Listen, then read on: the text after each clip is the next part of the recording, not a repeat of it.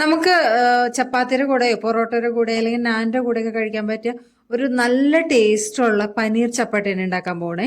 പനീർ ചപ്പാത്തി ഉണ്ടാക്കാനായിട്ട് മെയിൻ ആയിട്ട് വേണ്ടത് പനീർ തന്നെയാണ് അല്ലേ. അതൊരു 200 ഗ്രാം എടുത്തിട്ടുണ്ട്.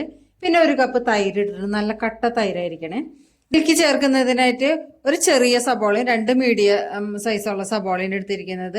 അതിലൊരു മീഡിയം സൈസ് ഉള്ളത് ക്യൂബ്സ് ആയി കട്ട് ചെയ്യണം. ബാക്കി 2 ചോപ്സ് ചെയ്തെടുക്കണേ. പിന്നെ ഒരു ക്യാപ്സിക്കം എടുത്തിട്ടുണ്ട്. 3 പച്ചമുളക്, 2 ടൊമാറ്റോ എടുത്തിട്ടുണ്ട്. ഇനി ഇതിലേക്ക് വെളുത്തുള്ളി ഇഞ്ചി പേസ്റ്റ് കൂടി ചേർക്കണം. അതും കൂടി കാണിക്കാം കേട്ടോ. 1 ടേബിൾ സ്പൂൺ ആണ് കേട്ടോ ഇഞ്ചി വെളുത്തുള്ളി പേസ്റ്റ് വേണ്ടത്. എല്ലാം നമുക്കൊന്ന് കട്ട് ചെയ്തെടുക്കാം. ക്യാപ്സിക്കത്തിന്റെ പകുതിയും ക്യൂബ്സ് ആയിട്ട് കട്ട് ചെയ്തെടുക്കണം. അത് പനീറിന്റെ കൂടെ നമുക്ക് ഫ്രൈ ചെയ്തെടുക്കേണ്ടതാണ്. കുറച്ച് പൊടികൾ കൂടി ചേർക്കണം. അത് നമുക്ക് മസാല റെഡിയാക്കുമ്പോ പറയാം. പാൻ ചൂടായി വന്നിട്ടുണ്ട്. ഇതിലേക്ക് നമുക്ക് ഇതൊരു നോർത്ത് ഇന്ത്യൻ സ്റ്റൈലിലുള്ള കറി ആയതുകൊണ്ട് ഓയിലാണ് ഒഴിച്ചു കൊടുക്കുന്നത് കേട്ടോ. 2 ടേബിൾ സ്പൂൺ ഒഴിച്ചു കൊടുത്തിട്ടുണ്ട്. ചൂടായ ഓയിലിലേക്ക് നമ്മൾ എടുത്ത് വെച്ചിരുന്ന ഇഞ്ചി വെളുത്തുള്ളി പേസ്റ്റ് ഇട്ട് കൊടുക്കുക.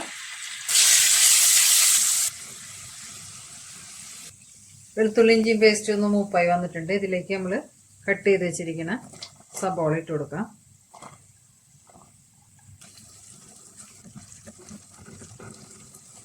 സബോള ഒന്ന് വാടി വന്നിട്ടുണ്ട്. അപ്പൊ ഇതിലേക്ക് പച്ചമുളക് കട്ട് ചെയ്തിട്ട് കൊടുക്കുക. ഇതെല്ലാം കൂടി നല്ലോണം കിടന്നൊന്ന് വാടട്ടെ കേട്ടോ. സബോളയും പച്ചമുളകൊക്കെ നല്ലോണം വാടി വന്നിട്ടുണ്ട്. ഇതിൻ്റെ അകത്തേക്ക് നമ്മൾ കട്ട് ചെയ്ത് വെച്ചിരിക്കുന്ന ക്യാപ്സിക്കം കൂടി ഇട്ട് കൊടുക്കാം കേട്ടോ. ക്യാപ്സിക്കം ചെറുതായി വാടി വന്നിട്ടുണ്ട്. ഇതിലേക്ക് നമ്മൾ എടുത്ത് വെച്ചിരുന്ന തക്കാളി ഒരു മിക്സിയിലിട്ട് അടിച്ചിട്ട് ആ ഗ്രേവിയും കൂടി ഒഴിച്ചു കൊടുക്കുക.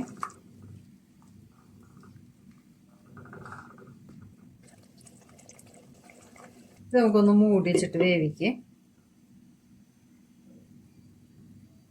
തക്കാളി ക്യാപ്സിക്കൊക്കെ വെന്തിട്ടുണ്ടോ നോക്കി.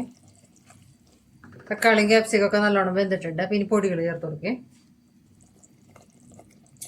1.5 ടീസ്പൂൺ മുളക് പൊടി, 1/2 ടീസ്പൂൺ മഞ്ഞൾപ്പൊടി, 1/4 ടീസ്പൂൺ ഗരം മസാല, 1/2 ടീസ്പൂൺ കുരുമുളക് പൊടി ഇട്ട് കൊടുക്കാം.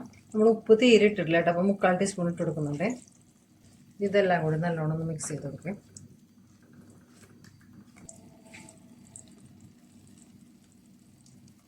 രണ്ട് ടീസ്പൂൺ ഇട്ട് കൊടുത്തിട്ടുണ്ട്.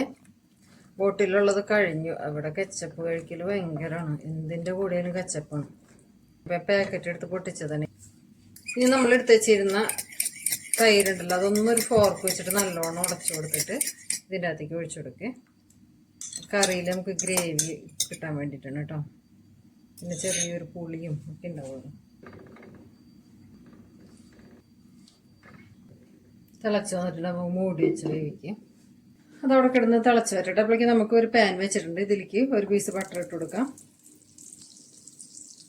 മെൽറ്റ് ആയിട്ടുണ്ട്. നമ്മൾ എടുത്ത് വെച്ചാൽ 200 ഗ്രാം പനീർ ഉണ്ടല്ലോ, അത് ഇതിൻ്റെ അകത്തേക്ക് ഇട്ട് കൊടുക്കുക.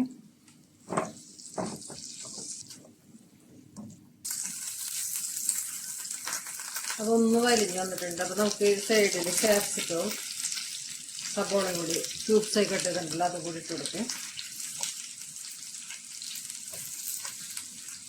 അതും കൂടെ ഒന്ന് ഫ്രൈ ചെയ്തെടുക്കാൻ വേണ്ടിയിട്ടുണ്ട് കേട്ടോ.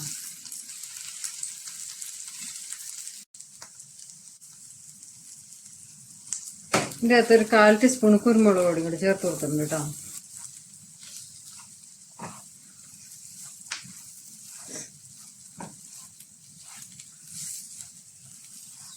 പനീരും ക്യാപ്സിക്കൊക്കെ നല്ലോണം ഫ്രൈ ചെയ്തിട്ട് നമുക്ക് ഫ്ലെയിം ഓഫ് ചെയ്യും.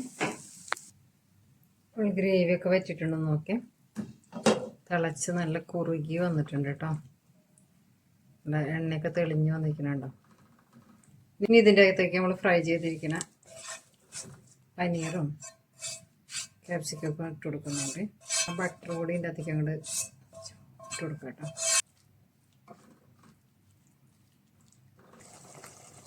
ഫ്ലെയിം ഒന്ന് കൂട്ടി വെച്ചിട്ട് ഒന്ന് സെറ്റ് ആവട്ടെ കേട്ടോ. പൊക്കിണ്ടോ നോക്കി. 1/4 ടീസ്പൂൺ ഉപ്പ് കൂടി ഇട്ട് കൊടുക്കാം കേട്ടോ. ഉപ്പ് കുറച്ച് കുറവുണ്ട്. ഗ്രേവി നല്ലോണം കുറുകി കിട്ടിയിട്ടുണ്ട്. 2-3 മിനിറ്റൊക്കെ തിളപ്പിച്ചാൽ മതി കേട്ടോ. പിന്നെ ഇതിൻ്റെ അകത്ത് നമുക്ക് കുറച്ച് മല്ലിയില ഇട്ട് കൊടുക്കാം. അതുപോലെ തന്നെ കുറച്ച് കസൂരി മേത്തി കൂടി ഇട്ട് കൊടുക്കാം. നമുക്ക് ഫ്ലെയിം ഓഫ് ചെയ്യാം കേട്ടോ. വളരെ ടേസ്റ്റോടുകൂടി ഒരു നോർത്ത് ഇന്ത്യൻ റെസിപ്പിയാണ് കേട്ടോ ഈ പനീർ ചപ്പാട്ട എന്ന് പറഞ്ഞത്. ഇത് നമുക്ക് ചപ്പാത്തിയുടെ കൂടെ അല്ലെങ്കിൽ നാൻ്റെ കൂടെ കഴിക്കാൻ നല്ല ടേസ്റ്റാണ്. ഒന്ന് ടേസ്റ്റ് ചെയ്ത് നോക്കട്ടോ.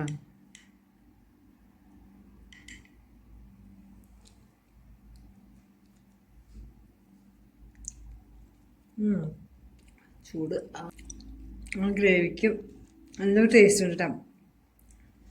നമ്മളെ തൈരിൻ്റെ ഒരു ചെറിയ പുളിയുണ്ട്, പിന്നെ ക്യാപ്സിക്കും അതൊക്കെ മസാലയിൽ അലിഞ്ഞ് ചേർന്നിട്ടുണ്ട്. നമ്മൾ ചെറുതായിട്ട് കട്ട് ചെയ്ത് നോക്കാം. അതൊക്കെ ആകുമ്പോൾ ഒരു പ്രത്യേക ഒരു ഫ്ലേവർ ഉണ്ട് ഈ ടേസ്റ്റും. നമുക്ക് റമദാനൊക്കെ ഒരു വെജിറ്റബിൾ കറി വേണമെന്നുണ്ടെങ്കിൽ പെട്ടെന്ന് അങ്ങോട്ട് റെഡിയാക്കി എടുക്കാൻ പറ്റിയതാണ്. അപ്പം എല്ലാവരും ഒന്ന് ട്രൈ ചെയ്ത് നോക്കണേ.